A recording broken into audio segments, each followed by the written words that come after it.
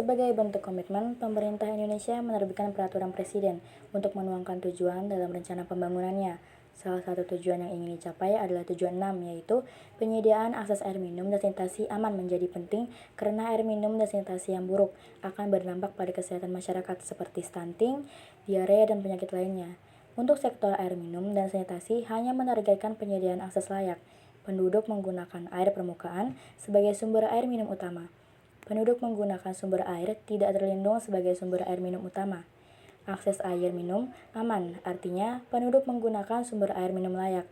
Sarana berada di dalam rumah, tersedia sepanjang tahun, bebas dari kontaminasi bakteri dan zat kimia berbahaya.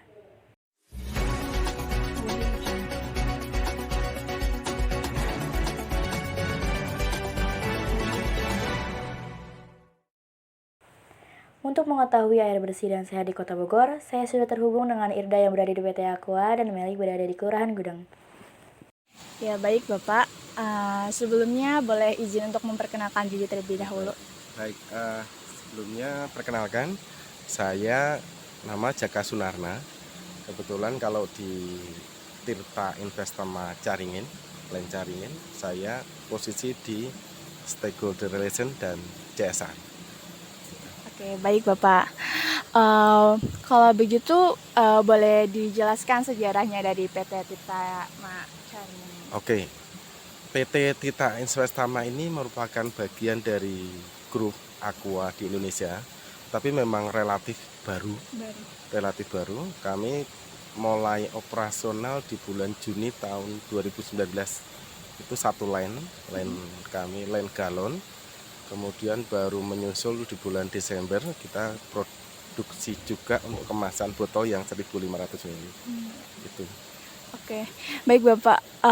Kalau boleh tahu, dari mana asal sumber air yang digunakan, kualitas dan kondisi airnya? Ya. Kami pertama yang kita komitmenkan, kenapa Aqua bisa bertahan sampai kurang lebih 40 tahun lebih, Ya, benar. itu pertama yang kita jual adalah kualitas. Ya, benar. Untuk membantu hidrasi sehat di masyarakat Indonesia. Makanya yang dipertahankan itu. Untuk pemilihan sumber mata air itu perlu proses dan tahapan yang cukup panjang. Ya. Perlu kajian, apakah dari debitnya, dari sumbernya, dari kualitasnya.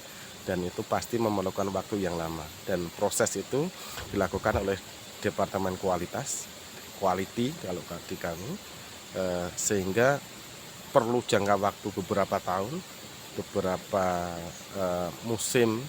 Apakah kemarau ada perubahan kualitas, penghujan ada perubahan kualitas, bagaimana debitnya. Setelah kajian itu semua memenuhi semua persyaratan, baik persyaratan secara nasional maupun secara global, karena Aqua juga tergabung di grup Danone Global. Itu semua terpenuhi, barulah kita pastikan sumber air itu digunakan. Baik ya Pak. Oke, kalau begitu, kalau misalnya tadi Bapak bilang tergantung cuaca juga kan. Kalau hujan, misalnya air hujan itu mempengaruhi juga kualitas tidak Pak? Ya, air hujan dengan sumber air yang kita gunakan itu ada perbedaan aquifer. Benar. Kalau air hujan itu rata-rata meresap ke aquifer dangkal atau lapisan atasnya saja. Sedangkan kita memilih sumber mata air, salah satu kriterianya adalah kita memilih sumber air yang dari aquifer tanah dalam. Jadi di bawah lapisan berlapis-lapis tanah, batuan, barulah itu yang kita ambil. Jadi bisa disimpulkan air hujan tidak berpengaruh terhadap kualitas sumber mata air kami. Baik Bapak, kalau gitu untuk air kemasan ini ada kadaluarsanya ya Bapak?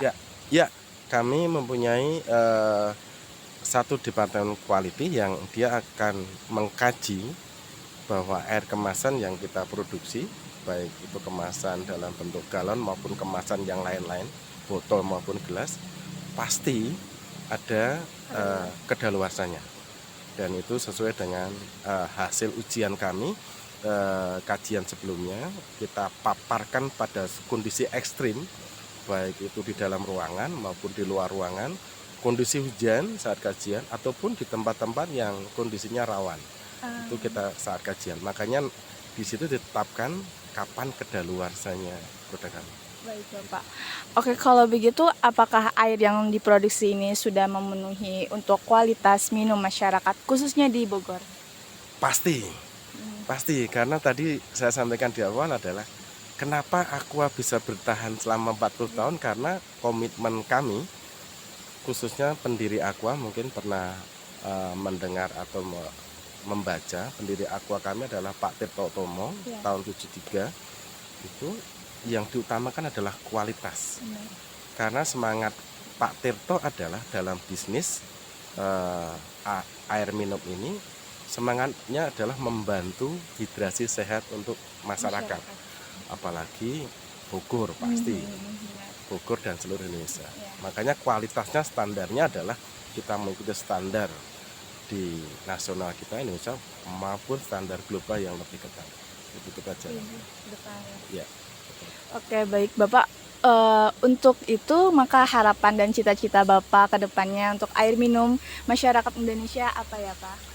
Harapan kami pasti dengan perkembangan pertambahan penduduk di Indonesia yang semakin padat, harapan kami pertama kesadaran hidup sehat masyarakat semakin tumbuh.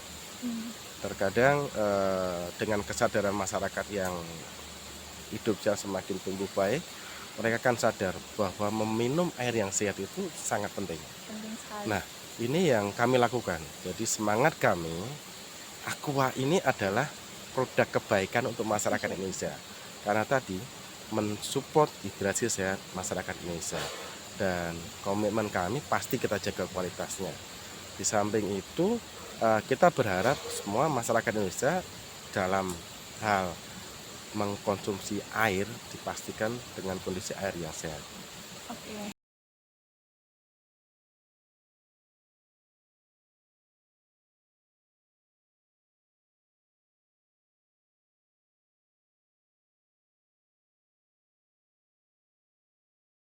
Baik Bapak, terima kasih. Oke, selanjutnya kondisi yang ada di kelurahan akan dijelaskan oleh reporter Meli. Baik Irda, terima kasih. Saat ini saya sedang berada di Kelurahan Gudang, tepatnya di Jalan Padasuka nomor 5, di samping Pusat Perbelanjaan Surya Kencana. Saya akan mewawancarai pihak kelurahan terkait dengan air bersih dan sehat untuk masyarakat di sekitar lingkungan Kelurahan Gudang. Di sini saya sudah bersama narasumber dari pihak kelurahan terkait tentang air bersih dan sehat untuk masyarakat. Dengan Bapak siapa? Dengan Cecep.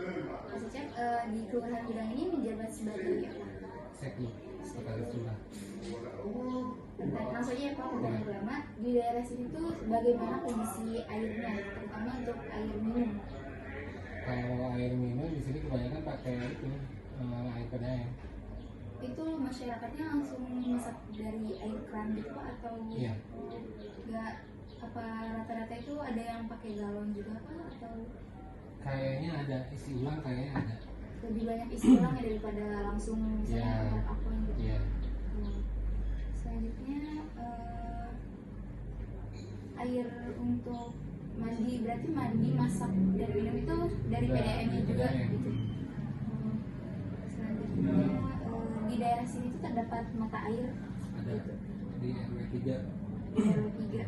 Itu masih beroperasi atau apakah cuaca di sini tuh mempengaruhi kadar airnya, pernah terjadi surut air Pak, atau ringan kalau musim panas jadi airnya surut Pak, atau jadi air kotor? Aman.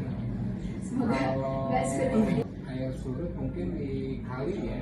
Kalau di kali ya, kalau kemarau pasti surut. Dan kalau untuk air minum kayaknya enggak. Masih Masih ada. bersih. Ya. Dan mungkin ada sebagian warga yang pakai air sumur mungkin. Cuma selama saya di sini saya cek kebanyakan pada air. Jadi air. Karena sulit mungkin untuk membuat Iya, sumur. soalnya dataran tinggi gitu dan harus paling bawah yang ada airnya mah pasti. Kalau tinggi kan ya di sini kayaknya nggak ada, pasti di bawah. Gitu. Selanjutnya biasanya kalau misalnya air minum itu biasa pakai air kemasan Pak, atau gimana? Sebagian ada yang pakai kemasan, sebagian mereka masak.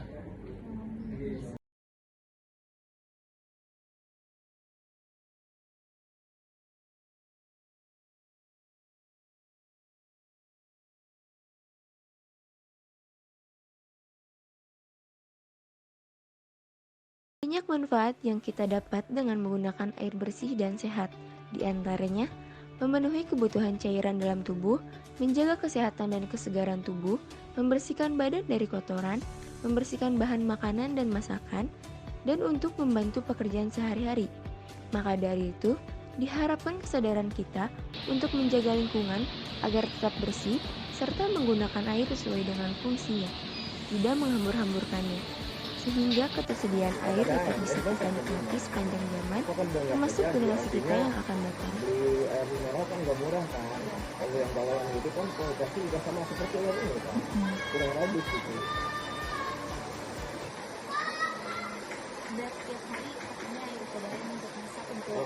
Untuk masak air PDAM, air dimasak tentunya. Itu kan udah nggak terjadi, artinya beli air mineral kan gak murah kan. Kalau yang bawaan itu untuk minum kita pakai air PDAM gitu. Kalau untuk cuci piring juga sama dalam. Kalau cuci pakaian, mandi, kalau memang mungkin di sini kita di sini pakainya gitu. Banyak orang lain juga. Sekarang ketika nggak sekarang agak berkurang karena apa? Warganya udah ada yang banyak yang punya air PDAM. Di sini jarang kan di sini 100% mereka memanfaatkan air ini gitu. Saya Melina Rafni, dan informasi tadi yang dapat kami sampaikan terkait dengan air bersih dan sehat untuk masyarakat. Saya kembalikan kepada studio bersama Dinda Agustin. Baik, itulah berita pada hari ini mengenai air bersih dan sehat di lingkungan masyarakat, khususnya di Kota Bogor. Saya Dinda Putri Agustin, pamit undur diri dan sampai jumpa.